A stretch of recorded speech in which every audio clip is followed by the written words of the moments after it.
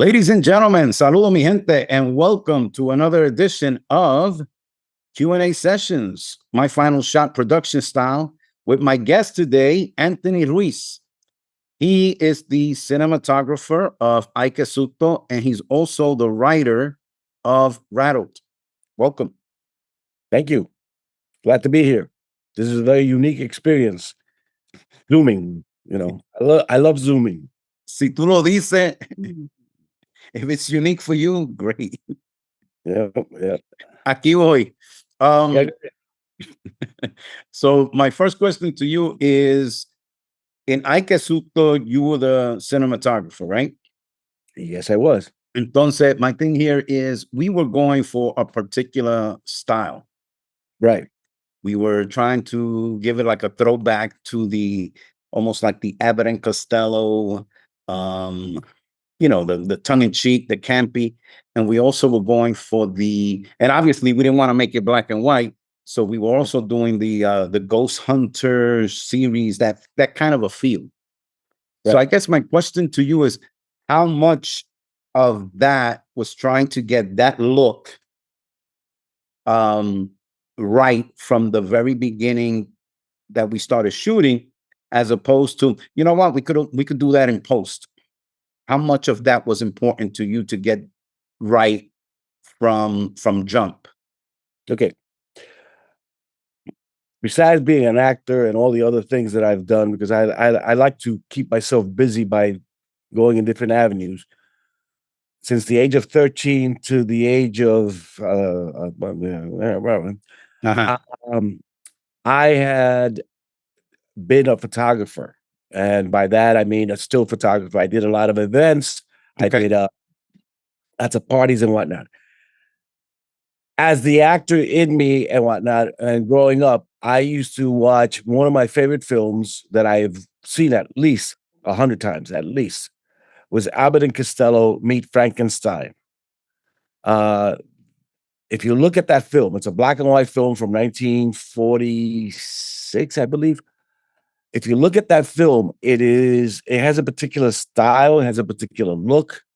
So when you presented me the script and I started visualizing what you wanted, the image you wanted, I just kept referring in my mind to that, because if you follow that movie, you Mhm. basically are following the same format as Ay Que Susto.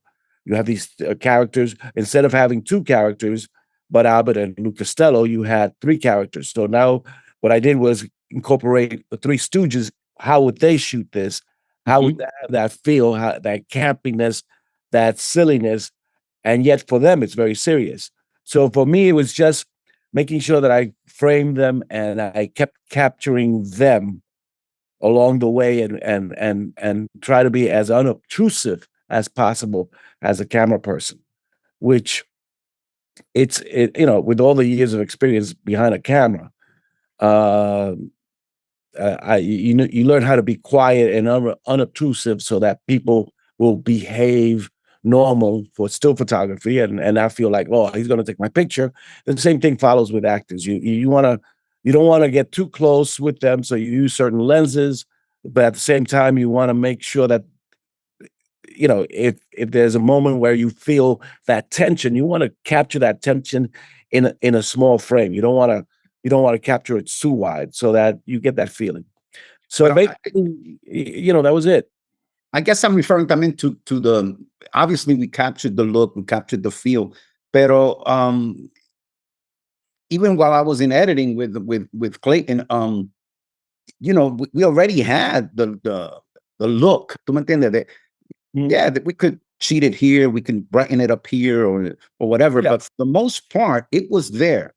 I mean, the My style my was already. when I Come on. I'm no, when I was learning photography, the rule, always was, forget about post. You forget about post. You try to capture the moment there. A lot of my photographs that have won awards or that I sold, I had no special effects. There was no Photoshop.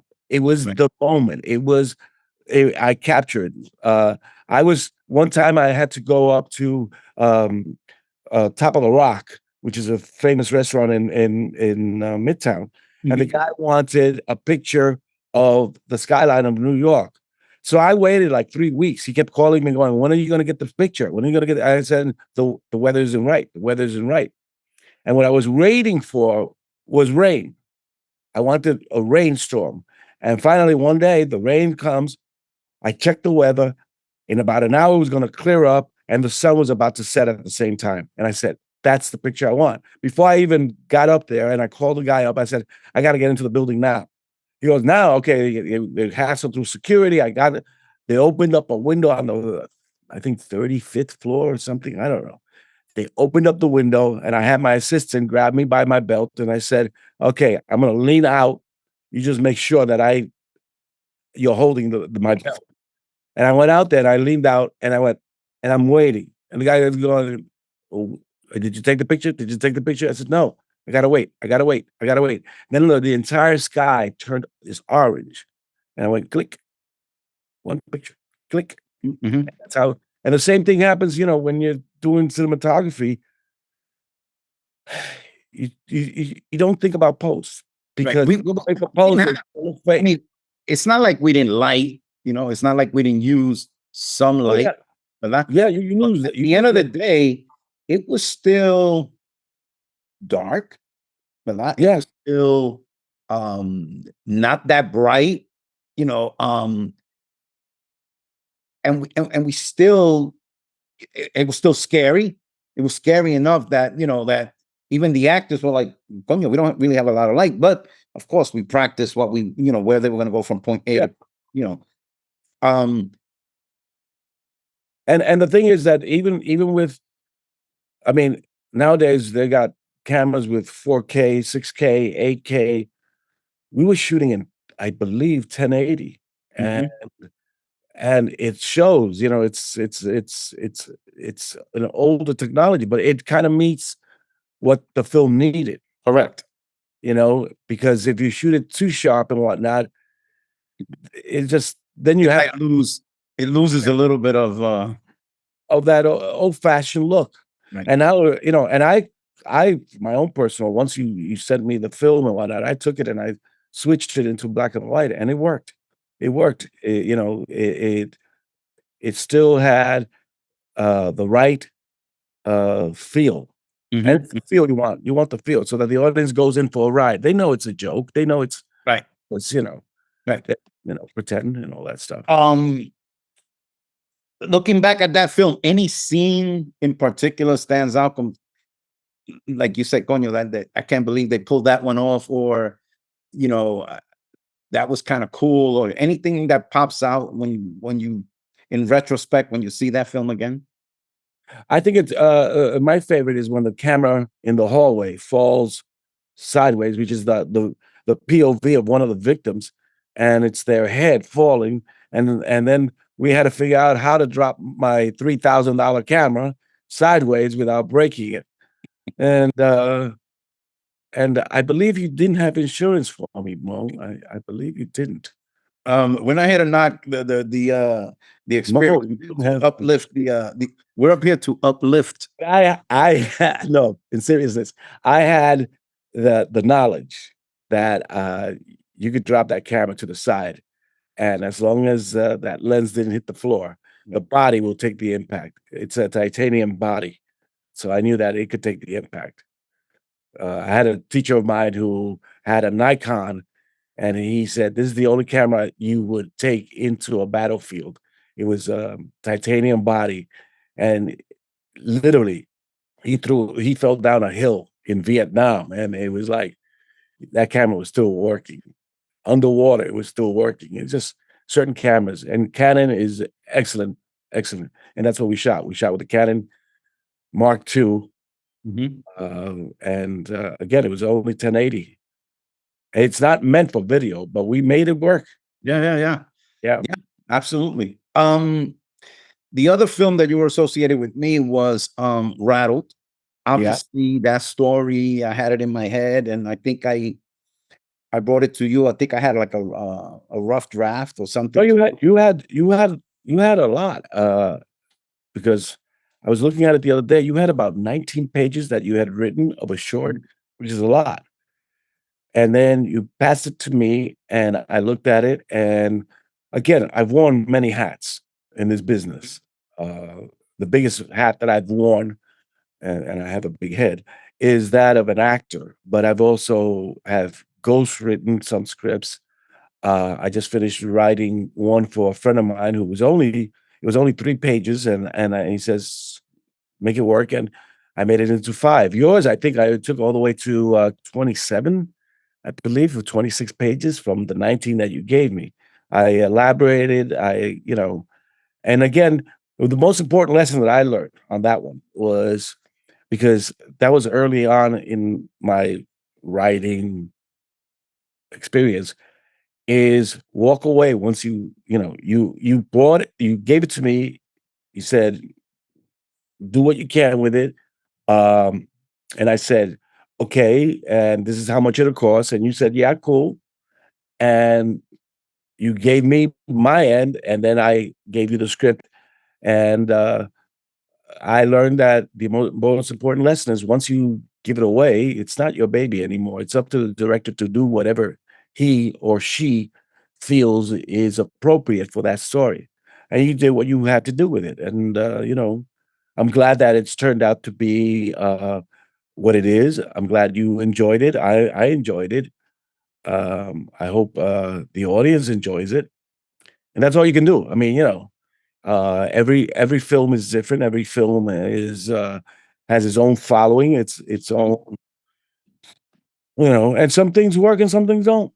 Anything from that film that stands out besides the fact that, like you said, it was a story by me given to you to come back to me in order for me to put it on the screen.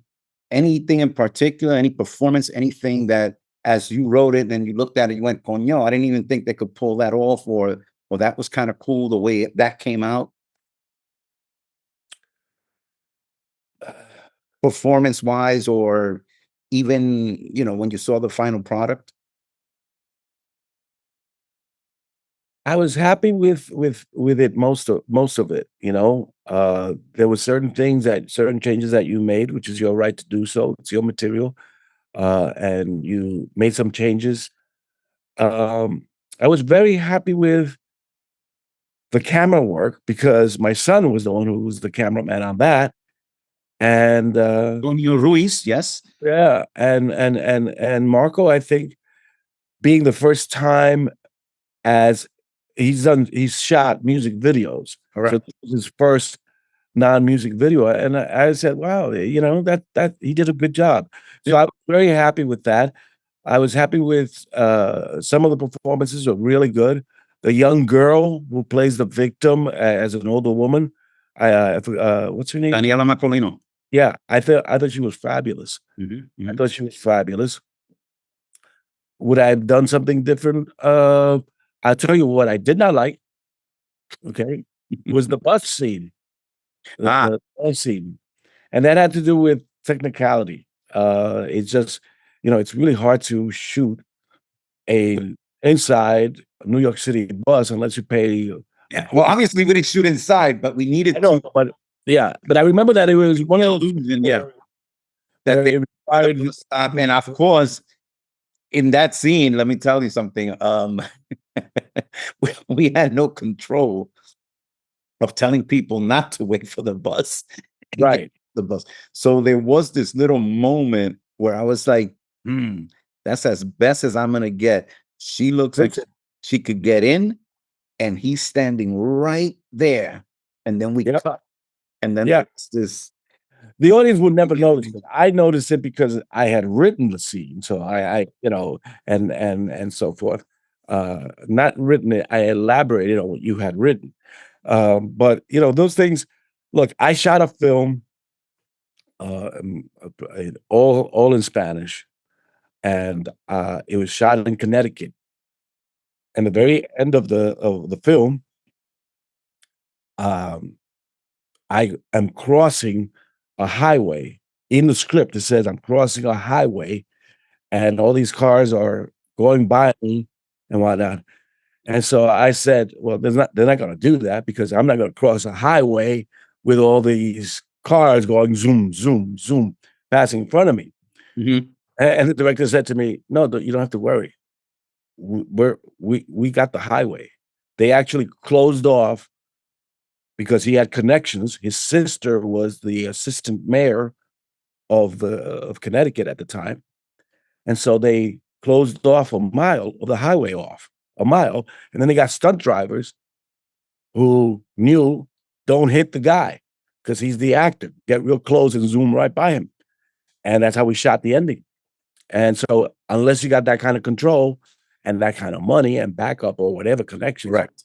it's it's very hard. It's very hard. So, You bring up a point that I wanted to ask you. I know, and we'll talk a little bit about your acting also, but I know that you've been, you're a working actor. You've been on sets, um, sets or sex? What did you say? both, but Okay. we're not talking sex. We're talking sets. That's Okay. ETS. Set. Okay. But you've been on sets, but you've also been a champion, in a way, to the independent filmmaking scene. So, and you really don't have to do that because you are a working actor. Um, and can you tell us a little bit about, at the end of the day, what's the difference besides the obvious, which is the more cameras, the money, what walk us a little bit about what it is about the independent filmmaking scene and let's say the Equalizer set or the Only Murders in the Building set. Mhm. Can you give us a little comparison of the two? Uh, if you're working on a big film, uh, you have your table read in which all the actors get to read the script. I was in the pilot of NYPD Blue 2020 or 2019. I don't know which one it was. I know it was before COVID. And I was in the pilot of the remake of the NYPD series, which was done in the 90s. And it was so they brought in this guy, this British guy, fabulous actor, and he had a big, thick British accent. And he sat at the table, and I'm going, who the hell is this guy going to play? And he was going to play an Italian, New York City son of one of the leads from the previous show.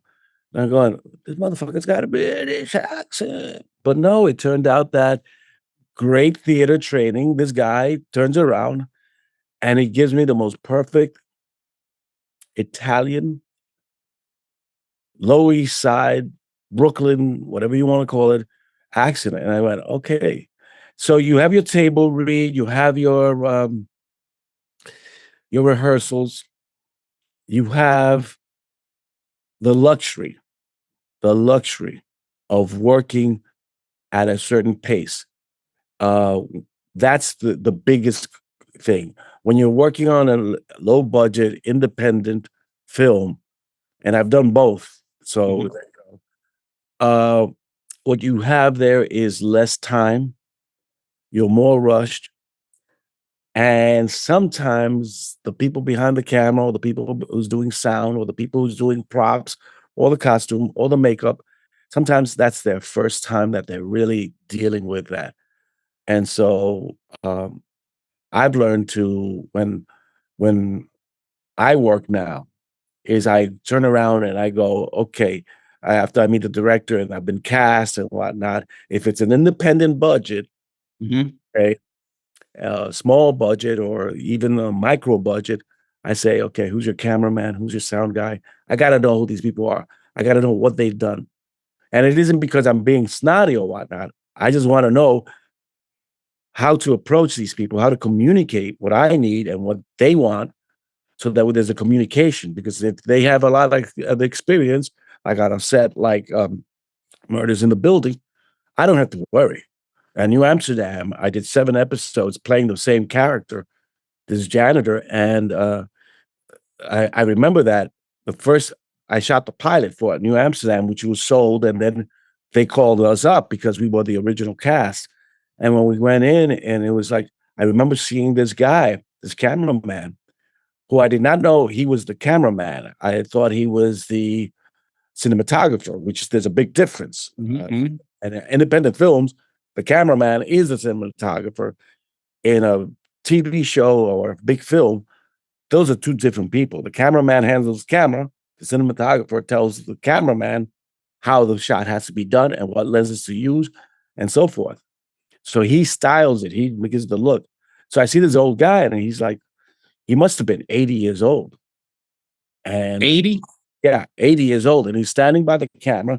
And this is my first day. This is the pilot of New Amsterdam. And I remember looking at him going, okay, that's a cinematographer because he's talking to the guy holding the camera. And the guy holding the camera is going, yeah, okay, yeah, okay. So I'm going, okay, that's the cinematographer. Well, Lord and goes, and they got three cameramen running three cameras at the same time. One Mhm, scene, three cameras rolling. And I remember that at that point, the camera guy says, the guy holding the camera says, okay, we're ready to shoot. And he gives it, he puts it on the shoulder of this 80-year-old guy and he's holding it. I'm going, no, he can't be the he was the cameraman. And this guy has shot everything from, um, Get Smart on TV in the 60s, Gilligan's Island, and he's like, and he's holding this camera. I'm going, he's gonna die. And the minute that the shot was cut, the assistant would come in, take off that 35-pound camera and hold it. I'm going, oh. But let me tell you, when I saw the footage of what that man had shot, you mhm. go, I understand now why he's the cameraman. He really every shot was in focus. Every Right, shot. right, So, but that's the difference. It's just you have the luxury of time when it comes to big budget productions, and then the low budget productions you don't have. And as an actor, you have to respect both and know how to talk to both. I can talk to the professionals, knowing what they're talking about, the technicality, because it's a technical thing. It's not like mhm, theater. you know, and then over here, I have to make sure that they understand the technical aspect. Because some of the things, they're these people are learning while these people have 40, 50 years of experience. right. Um, Shifting gears a little bit because we know, and you obviously, I think you're better known for your acting. You already mentioned NYPD Blue, but you've done a whole series of you have a vast experience in TV as well as in film. Um, Anything particularly that you're proud of that maybe the general audience who's seeing you maybe for the first time, or they go, wait a minute, he's got that face. Obviously, they've seen you in TV, they've seen you in films, they've seen you in commercials, but they don't know who you are or something like that. Anything in particular you're proud of and that it didn't get the light that maybe you said, Coño, I was actually pretty good in that. Like anything that stands out. You know what? I'm. I would have to say that I'm very proud of what I put out there because to me, it isn't just about me. And what I want to explain is that being a Latino, being a Puerto Rican, born and raised in the Lower East Side, I saw a lot of problems growing up and I know this sounds corny, like, but it's true. Growing up in the ghetto, I saw a lot of problems. I saw a lot of brothers and sisters going the wrong path. I didn't go that path. I didn't go that path by one, the way I was raised, and Mhm, two, by sheer luck. mhm, Okay. But being that I got into the business, when I got into the business, I got into the business and I realized I'm representing. So sometimes for me, what I'm proud of the most that I'm proud of is the versatility of what I've played. And I have played good guys, I have played bad guys, I've played women, I have played gay men, I have played everything across the spectrum because that's what we are as a human race, and that's what Latinos are. So I just am blessed, and I thank the powers that be, uh, that I fell into this business that I don't even think of it as a business sometimes. I think of it almost as a religion. It's really important, and I try to represent the best that I can be, because I want people to enjoy it and forget that's an actor doing it Mm. and really believe in it. But I'll tell you a story about one of the greatest moments of my life as an actor. I was doing a play called The Wonderful Ice Cream Suit, which was later made into a movie by Hollywood. But we did the final production, which the New York Times gave us a great review because we did a fight sequence on stage in slow motion that to this day, that was one of the hardest things we ever could do. And I remember that after one particular performance we had done for a bunch of kids in school, and were coming out of the Lambs Theater, which was located at the time on 47th Street between 6th and 7th Avenue. And we're coming out of the theater, and there's a little boy there waiting with his mom, and he's got the program, and he says, Anthony, can you sign this for me?" And I looked down, and I was surprised that he knew my name, okay? And I go, I go to sign the program, and I said, "What's your name?" And he goes, "It's same as yours, Anthony Ruiz." I looked at him and like, it just touched me. And he says, "I want to be an actor, so like you someday." So I signed it for him, and I gave it to him, and I gave him a big hug. And I think that was the most. I took a child. I don't know anything about him, and I gave him a dream, and that to me uh, represented a highlight in my career. So that's what I'm trying to do. I'm trying to make people just because acting is about opening people's minds and hearts to accept and understand each other. You know, um, one thing that I wrote many years ago was two actors talking to each other. It was a play that never got produced, but I wrote it many years ago, and it's two actors, and one is sitting next to another, and he says, one actor says to the other, "Why do we do this? Why do we act? We're starving. We're not working." And one actor says, "This is the priesthood, man. You don't understand. When you want to talk to God, you go to a church, you go to a temple, you go to a synagogue. But when you want to talk to each other, you go to the theater, Love it. you know? And that's what people, and that's important. You lock yourself in a room with 50 other people and you watch Predator, or you watch a musical, or you watch a love story, and you forget who you are. You're that person on the screen. So Do you have that's a do you have a preference on theater over film? Because you've done both. So uh the best preference. And I always say, I hope someday it comes true because I've been in a couple of pilots and whatnot. But my best preference is shooting in front of a live audience. I did an episode of Cosby, and I was in London for 6 months in the 1990s, long time ago. And we shot in front of a live audience. So it was like a play, but it was also like a film because it was being filmed in front of a live audience. And that to me is the best combination because you're listening to the audience laugh, or you're listening to them go, whatever it is, whatever emotion they're going through, and at the same time you're filming it so it's not lost.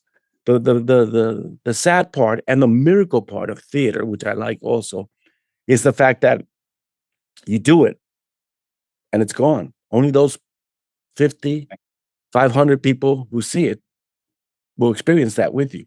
So you're you're exchanging emotions, but it's only for that group of people. If you do a film, and the film is a success, you're doing it for millions, and And whatever's captured is captured, and that's that. yeah. So my preference would be doing a comedy show in front of a live audience. Another You know? question. In doing plays and in doing theater, Yeah. and it's amazing what actors do, and I respect actors. Trust me, I think that it's a hard job, It but is. like you said, it's very rewarding. But at the end of the day, when people are acting on stage and that script becomes a little bit, you want to have that hit show, right? So you start off and it's like, we're going to have a 3 month thing and it's going to go for 3 months. And then it gets picked up for another 3 months. Before you know it, it's 6 months. Now it's running a year. You're like, holy crap, what just happened? And they still want you to play that particular role or whatever it was that you originated, or you're with that company for X amount of time and they want you there. Does it become repetitive? Does it become something that, I know that in the beginning, because I've done a little theater myself, um, you get those, right before you go on, or right before, it's your turn, go, you know, um, all these things are going inside you, whatever. It's opening night, or, you got your nerves things happening. Is that feeling, do you feel that every time you go on, or after a while you go like, okay, this is the part where I go in, and since you already done it, let's say 60 times, does it become redundant? Does it ever become like, oh my God, and you already know the laughs is here and this is how I'm going to say it to get that laugh? Or is it, is there a newness to the 70th time you play that particular role? Like everything else in life, you do something uh, 10, 20, 30 times. Every time you do it, it becomes a little easier to do in the sense of in acting, it becomes a little easier to understand. You understand, okay, I got to be here, you got to be here, but especially if it's something that's tightly choreographed, where some sort of stunt happens or something like that. But your job is to try to keep it fresh. And sometimes keeping it fresh means just trying to find a new way to say that same line and yet say it the same way. It's a complicated thing, but it can be done. And um, if it ever gets to a point where it's stale, then there's nothing wrong with the play. There's nothing wrong with the words that were written. There was nothing wrong with the direction. There's something happening inside of you that you've got a personal thing Right. uh, that's affecting you, that's affecting your life. Um, but I'll give you an example. I was shooting once an episode of, and this is not a play, but this is how life can affect you. I was shooting an episode of Law and Order, and I was having a personal crisis in my life, which was that my mother was dying of cancer. And I called up the director, the director's number. I had his number, and I called him up on a Friday, and I was supposed to shoot a scene on Monday. Mhm. I said, "Listen, I don't think I'm gonna be able to shoot the scene on Monday, because, my mother's dying." And at that point, I didn't know when, if she was gonna die or whatnot, but I knew it was coming close. And that night, my mother died, and I had to deal with the grieving and whatnot. And then I called up the producer that weekend, and I told him, "I'm gonna be there Monday, but I want you to know that I have to leave in the afternoon as early as possible because I gotta go to a funeral." And I explained the situation. He didn't tell anybody else, didn't tell the cast because you don't wanna affect somebody else's performance and whatnot. And I went in, and just before going on set, I remember saying, "God help me," because I was dealing with a personal grief, and I dealt with that personal grief. I did the scene. Nobody knew. And at the end, the only person who found out was I got a call from Jerry Orbach to to step aside, and he told me I heard from the producer. He says, "I'm so sorry," and I said, "Yeah." And then he said, "But you did right, kid. You didn't let us any of us know because that would have affected everybody." And we got the job done and whatnot. When you're dealing with personal stuff like that, or you're dealing with depression or whatever, and then anybody can deal with these things, then yeah, then there's something wrong with you. But you've got to deal with it, you know. Um, and getting back to the question, does it get boring? I've never found it boring. And if you do Okay, comedy, but you bring something, personal into it out of, and I've heard directors say this, right? You bring, because nobody can take away what you've experienced mhm, in that day, right? And I right? think one of the examples was like, and I think Robert De Niro did this on stage one time. I think the phone rings, and like in between there, he's like, "Is anybody gonna get that?" Like that became like part of the scene. And I think eventually he almost like looks to the crowd and actually says, "You gonna pick that up?" Hmm. And I think he says, yeah, and then he comes back, right? Like I think he even tells the actor, like, "We got work to do here, right?" And then so that he just wanted to continue the scene, but no one could deny the fact that there's a phone ringing Right. and somebody's got to pick that shit up. Yeah, yeah. No, no. Make believe like that sound is not existing when we clearly hear it. And Yeah, the actors are human beings, like you said, and they hear it.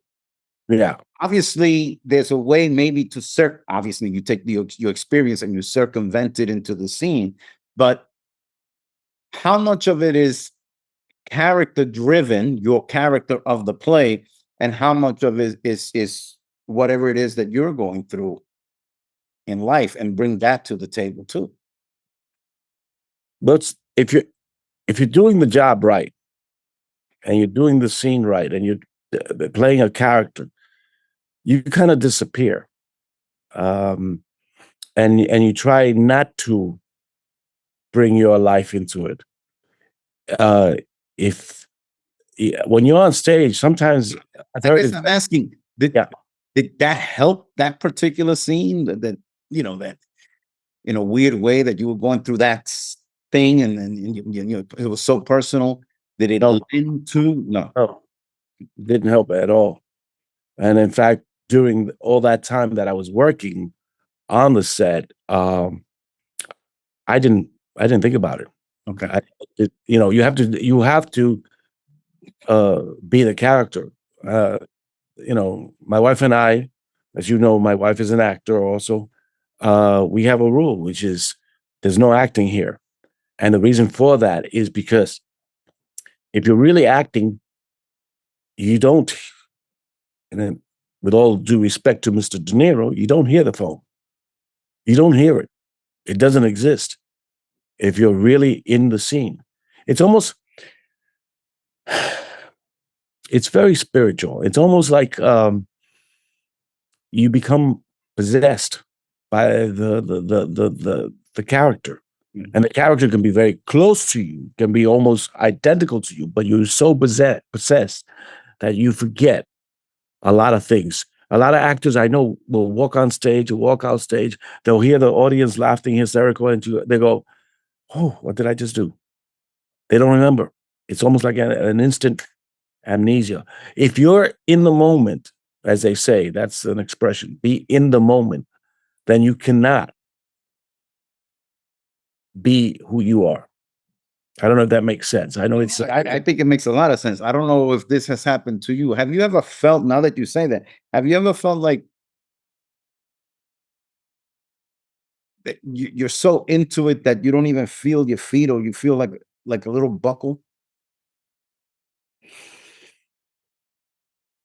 I know that the first feeling I get, whether it's stage or camera, is um, the nerves. You get the nerves. I've been doing this for a long time, 40 something years. Mhm. And I can tell you there never comes a moment where I'm not nervous. Okay, good. But, but that's the first feeling. And then the next feeling is you forget. You forget the nerves. They disappear. I don't know what happens. They disappear. And if you have, I once had the flu and I went on stage and I remember setting up in the wings a huge bucket because I knew I was going to puke. And I had my scene. I did my scene. Ba, ba, ba, ba, ba, ba, ba, ba, ba, ba, ba, ba, ba. Okay, I'll talk to you later. Close the door. Blah. Yeah. And I but while I was on that stage, I didn't feel the fever. I did not feel the fever. You don't feel pain, you don't feel anything. Adrenaline kicks in and you don't feel it. You know, you've heard the story about the woman who sees her son get hit by a bus or a car, and she goes running and she pushes the car out of the way and picks up the child. This is a human being, one person, picking up the car and pushing it to the side. And adrenaline can do that. And that's the same thing that happens on stage. You do things, and then afterwards you go, "Oh my God, I'm so sick. I don't," or whatever. But while you're doing it, you don't feel a thing. It's the best medicine in the world. It really is. So, Um, Shifting gears a little bit here. Best piece of acting you've ever seen that you want people to, you the know, best, the whether best. whether on stage or on film, that you've seen and you go, damn it, that performance, that it gets me all the time. Then you that's like the best piece of acting you've ever seen. I've seen a lot of good actors, man. It's But hard. something that I- rocks you all the time or moves you all the time. It get that you say, damn it, it gets me. It doesn't matter how many times I've seen it, damn it.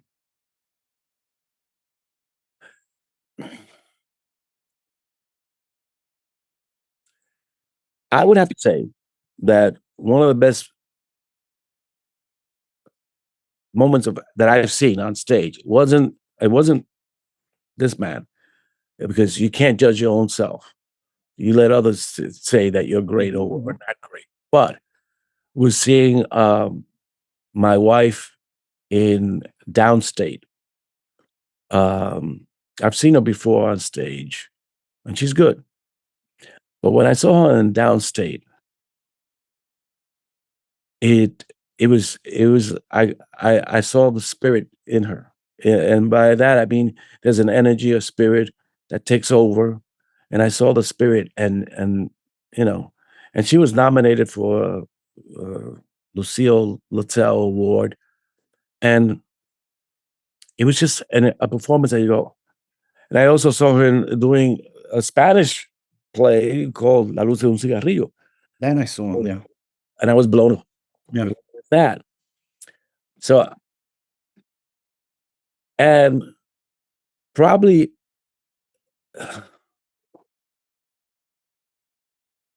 the for me, the best performance that I saw that I was literally 2 inches away from him was working with, Lakeith Stanfield in the Chainling, which is for, Apple TV. And I had a scene with him, and we had I'll tell you how I met. He's sitting in his chair, in his high chair, and he's eating a bowl of white rice, a little bowl of white rice. And I'm looking at him. I had not, we had not spoken to each other. Mm. And I knew that I had a scene with him, but he didn't know who I was. He just saw this Puerto Rican old man sitting in a chair, in a high chair.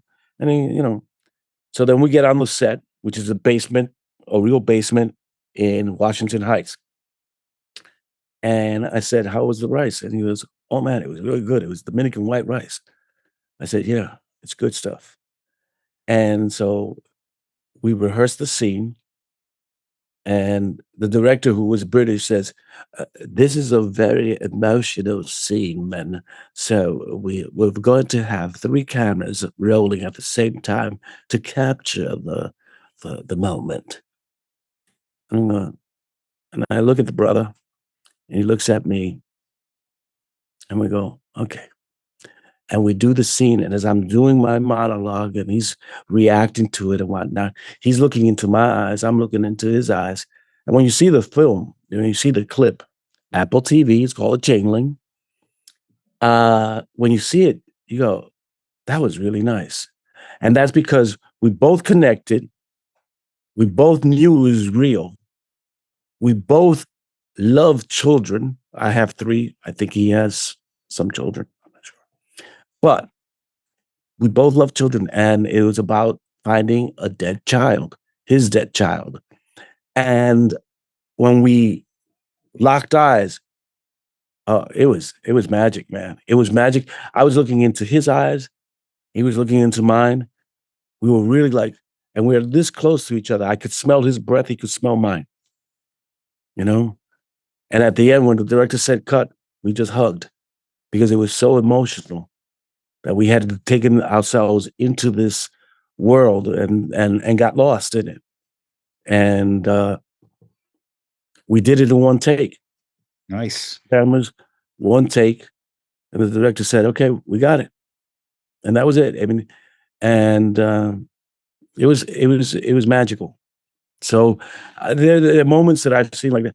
Oh, and the best slap of all that I've ever seen on stage was from Liza Cologne, who I was part of the original cast of Our Lady of 121st Street. And every night, Liza had to go across the stage, had this beautiful monologue. And if anybody has ever wanted to see great acting, Liza is one of those actresses. And at the end of the monologue, she had to slap this other actress across the face. And, people uh, try to cheat it. You Right. know, they do the old, but no. Liza, and this actress said, "No, I'm going to slap you." She goes, "Yeah, you're going to slap me," and she slapped her like I've never seen another human slap in real life, or in film, or in theater. That head snapped, and Liza kept talking. And Liza's like 5 foot, 5 foot, five But foot. so Liza's doing the slapping or they slap her? Oh, Liza's doing the slapping, and let me tell you, she did an incredible. It wasn't the slap was like the punctuation of a Right. great monologue. And Stephen Sturges' writing is impeccable. And when he did that, he wrote such a beautiful monologue. And when she slapped the audience, the audience every night would go Right. because it was just the kind of and the actress wasn't faking it. Right. Right. I'll tell you how bad it was that halfway through the run, she had to get medical help because it's just every night getting slapped on the same side of the face. But they were both committed, and that's what happens. You kind of lose yourself. You have to be careful, uh, you know. But if you are careful, you can take the journey and Right. move the audience. You mentioned a couple of actors, Liza Colon Science at Lakeith Stanfield. Anyone that we're not even familiar with. So, and because I usually do this when I'm doing these, Q&As, I usually like, someone that we really need to research or Google or um that you go, damn, anytime that person's on stage or anytime um that person is doing a piece of work on film, any any one of those individuals come to mind that you want to give a shout out to that the general public wouldn't know if they don't really, Google it or find it on their, somebody in particular that Yeah, you I'm think, gonna. man, that person is doing impressive work. I'm following every time that person goes on stage or that person is doing something very innovative that has never been done, I guess it need not be I don't want to say specifically for acting, even though, this is our field. um, or film, theater, whatever. But anybody that's doing something innovative that you go, damn man, I wish. Here's the thing about acting. It's actors actors can play a lot of different roles, but I had an acting teacher who said it the best. Acting is like being a baseball player. You get pitched, you're at you're at home plate, you get pitched, and the pitch is the writing. You strike the ball and you try to get a home run, but you don't hit a home run every time you come up to bat. Home runs are hard to hit. So there are a lot of good actors, really good actors, who sometimes are not shining because the material isn't there. If the material is there, they'll hit that home run. And you can't hit a home run every time you come up to bat. It's impossible. Even Derek Jeter does not hit a home run or did not hit a home run Right. when he was playing baseball. So I can't point out one particular actor. I can promote my wife, who I think is a great actor, and I think she's done incredible work. And she's not really well known, but known in what sense? It's like uh, people That's we what I'm saying. really, That even sometimes you need to Google her, right? For example, I saw that play, La Luz. I missed the other play that you had mentioned. yeah. But I definitely saw her on all cylinders, right? And when you're firing on that, or as an audience member, you're sitting down and you're saying there's something really special happening here tonight.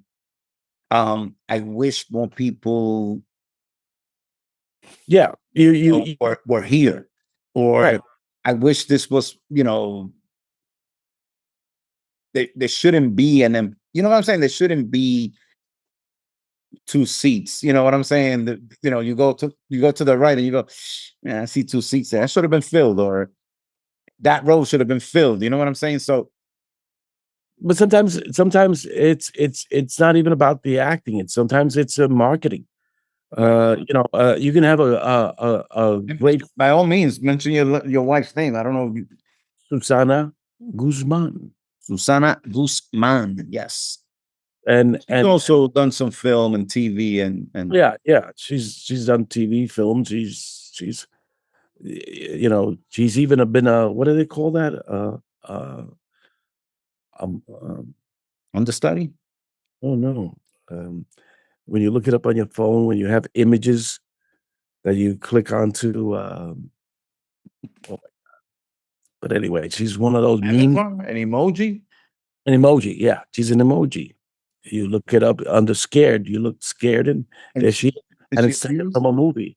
Yeah, Oh, okay, okay, I got you. so, but the But it's her image. yeah, it's It's her. her. Yeah, Yeah. yeah, yeah, Uh, and go ahead. the point is that, again, it's just, you could be in a very, big production that goes nowhere because marketing wasn't right. I was involved in a film many years ago called Fresh.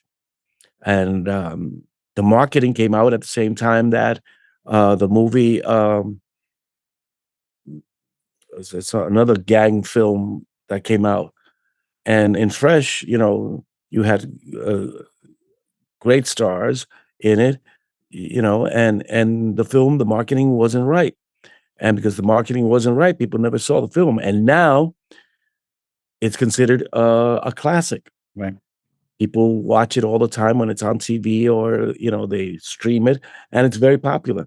But at the time, the marketing wasn't right, and Boys from the Hood came out that same time, and they had great marketing. So sometimes, filmmakers, Now that they want to capitalize on that audience as well, even though Fresh is about maybe a kid learning, trying to get out from yeah, but circumstances, but he wants to do it through chess, I believe. yeah, yeah, you have to capitalize from wherever you can. I mean, the whole point of this whole business is, if you're not selling it, Okay, you've got to sell the product. The product, otherwise your investors are going to get really pissed off. Right. You know, whether you have a $5,000 investment in something or a $5 million investment in something, you have to have a return. It's show business, and the Right. business is to try to sell a product. And if you don't have the seats filled in a theater, you're not going to move the product forward. Yeah. You know, shows go from off Broadway to off. I mean, from off to off to Broadway. Those are steps that are taken because of the finances are correct. And a lot of people think, okay, I'm going to create my thing, my art, and whatnot, and that's a beautiful thing. And maybe it'll be appreciated in 100 years after you're dead. But if you want to live and eat and whatnot, you've got to produce, you got to deliver, you've Mhm. got, and that's a very hard thing to do. But it's the reality of life. You know, nobody's going to pay for something that's mediocre. Right. You have to. I just want to give a quick shout out to a colleague of mine who's trying to do a film series platform for feature films. Her name is Abigail Bogle, and she's currently trying to do an indie screen room Mhm. where she wants to feature um, people that have done feature films, and either the film went by the wayside or it did great in film festivals, but all of a sudden it hasn't captured the audience that the filmmakers wanted.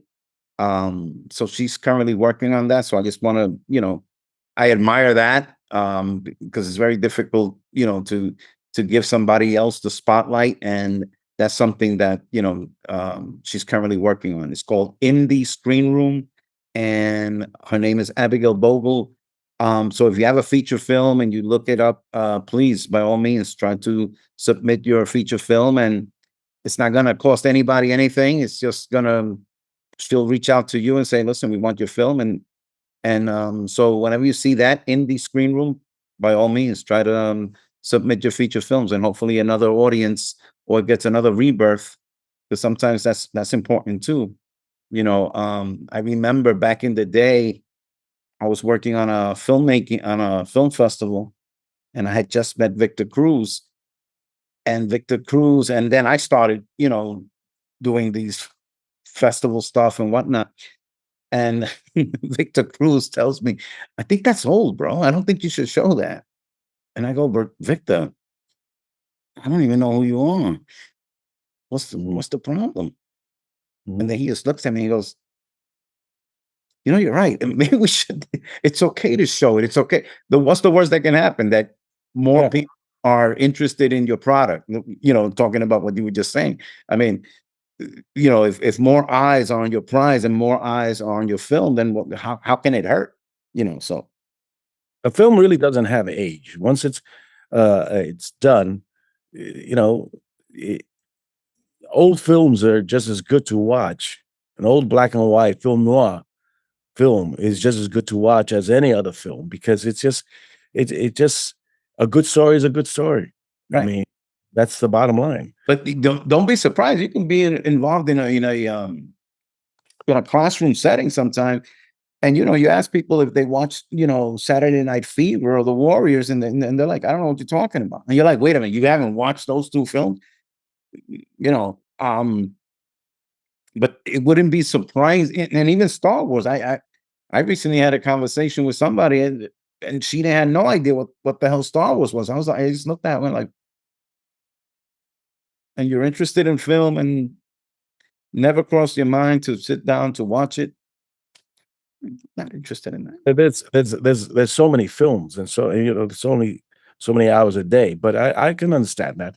There's a lot of films that I have not seen, Right. which So, so imagine being an independent filmmaker trying to get eyes to your prize, and you had a successful run, let's say, and then all of a sudden, boop, it goes nowhere. So I guess that's it's like a reemergence of uh your film, just to give it a like almost like yeah.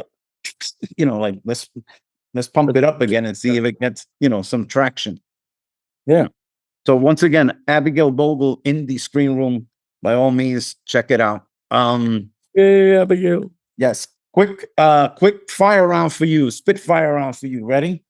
Go Your ahead. favorite word. My favorite word? Yes. Action. That's my Um, favorite. you want to explain a little bit of that? I'm an actor. I see the word action, and that's it. You know, you you you you're waiting around, and you're all tensed and whatnot, and that magical word makes everything disappear. All the tension, all the nerves, action, and it's like you know, and it's the burst Okay. of of of of the scene. Your favorite film. This sounds corny, but it's Mhm. Planet of the Apes, the original 1968, and people ask me why. And this shows you how films are really not so much about the film, but sometimes what you experience. And my experience was that my father never or rarely took me to anywhere. My father was a typical father from the 50s. And here was 1968. I'm now, what, 10 years old, 11 years old. Okay. Okay. And it was a school day and it was playing down on 14th Street between 3rd Avenue and the next avenue, which is 4th Avenue, but it's like Union Square. And and my father says to me, "We're going to the movies. You're not going to school today." And I'm well, and he says, "Don't tell your mother, but we're going to go to the movies." So we didn't go. I didn't go to school that day. He wrote me a note for the next day, and he took me to see Planet of the Apes in the theater, which later became the Palladium, but at the time was called the Academy of Music. Wow. We sat in the theater with 4 other people. Now, this Academy of Music was a big Big. movie, Yeah.